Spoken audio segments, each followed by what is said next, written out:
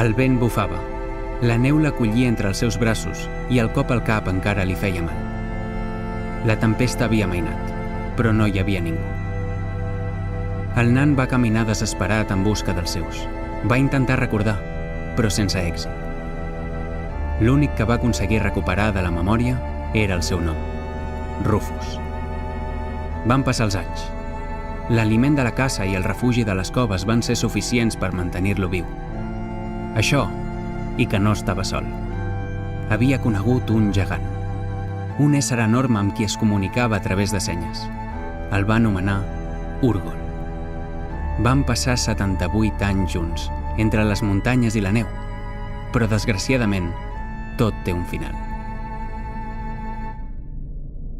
O potser no?